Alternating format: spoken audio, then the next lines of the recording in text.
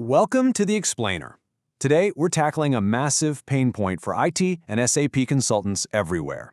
Look, you know the exact feeling. You've studied English, you know all the technical vocabulary, but the second you're sitting in a high-stakes global meeting, you just freeze up. It's like your brain completely stalls. The words won't come and you're just stuck.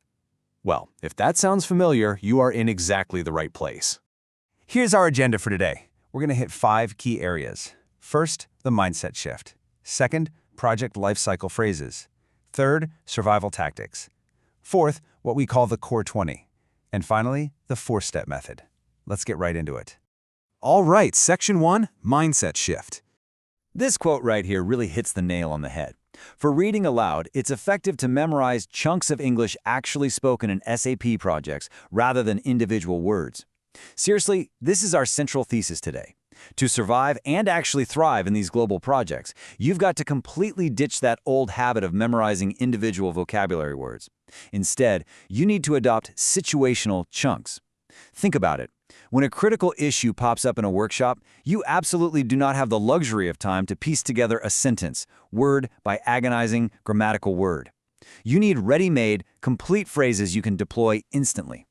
Think of it this way. On one hand, you have traditional learning, memorizing isolated words and frantically trying to translate them from your native language into English in your head. And honestly, that just causes a massive, highly visible delay.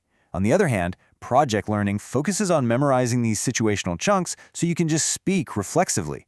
By completely bypassing that mental translation lag, you sound way more authoritative and, more importantly, you keep the meeting moving. Let's move on to Section 2, Project Lifecycle Phrases. Now, what's really cool is how this approach maps directly to your actual workday. We're talking about visually anchoring these phrases to the chronological phases of a standard SAP project. So, from the initial requirements gathering, straight through fit to standard, then dev and test, all the way down to cutover and go live. It's about having the right tool at the exact right moment in time. You aren't just learning random conversational English. You are learning the specific language of the project phases you live and breathe every single day. Let's look at some real-world example. Imagine you're in a fit-to-standard workshop validating a local requirement. Instead of scrambling for words, you just drop this pre-learned chunk. This requirement can be covered by standard SAP functionality. Or, hey, if you're working in the FICO module, you just reflexively ask, how should this transaction be posted? You see what we're doing here? By knowing the exact conversational chunk for your specific module, you completely avoid getting overwhelmed by endless lists of vocabulary. You're no longer thinking about grammar, you're just communicating core project concepts. Which brings us to Section 3, Survival Tactics. Because let's be real, even if your preparation is 100% flawless, a client is inevitably going to throw you a curveball. That brings us to a massively critical soft skill, the art of buying time. When your mind goes totally blank, you don't need to answer right that second. You just need a stalling chunk. Things like, let me check my understanding first, or I need to check this with the team. It gracefully buys you those few precious seconds you need to process the English and formulate your answer without making you look confused or unprepared. And what about when you actually have to say no? Professional pushback is tough enough, let alone in a second language. So, when you need to push back against, say, some unnecessary enhancement or a deviation from the standard, starting with a polite but firm chunk like, I understand your point, but I have one concern, is incredibly effective. It validates their input, keeps the peace, and smoothly pivots the discussion back to reality. All right, up next is Section 4, the core 20. Now, the source material actually has over 140 phrases for every imaginable scenario, but it specifically calls out an absolute must-know arsenal of 20 core sentences.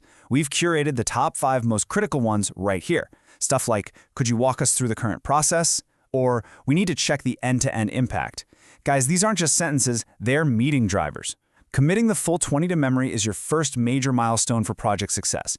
If you know these cold, you can confidently navigate pretty much any SAP workshop. So, Section 5, the 4-step method. The million-dollar question is, how do we actually execute this training daily so it sticks? Well, this 4-step read-aloud method is basically your new daily homework assignment, and it only takes about 20 to 30 minutes a day to build true muscle memory. Step 1. You understand the meaning slowly. Step 2. Look at your native language, but speak the English chunk out loud. Step 3. Push yourself to speak at a natural meeting speed. Literally imagine the client staring right at you. And finally, step 4, apply variables by changing the modules or subjects to fit your exact role. Honestly, that fourth step is where the magic really happens. You take a base chunk, something like, we need to check the integration with Then you just start swapping. With SD, with PS, with Ariba. By swapping out those module variables, you're turning a single, memorized chunk into a highly adaptable template. It is just an incredibly efficient way to multiply your speaking capabilities with minimal memorization. And once you've got those individual chunks locked in, it's time to build conversational chains. Don't just memorize one isolated sentence. To truly command the flow of a meeting, you want to chain these chunks together. So ask about the current process, and then immediately follow it up with what happens after goods receipt, and then hit them with who is responsible. By practicing them aloud in blocks of 3 or 4, you're simulating the actual rhythm of a real workshop. You build unstoppable conversational momentum. As we wrap up this explainer, I really want you to ask yourself a question. Are you ready to stop translating in your head and start actually facilitating your projects? Before your very next global meeting, think about it. Are you going to be desperately searching for vocabulary, grasping for words while the whole meeting just stalls out? Or are you going to use these powerful, targeted chunks to confidently drive the project forward? The language is already mapped out for you. Now it's just about building that muscle memory. Grab those chunks, own your expertise, and take total control of your next meeting.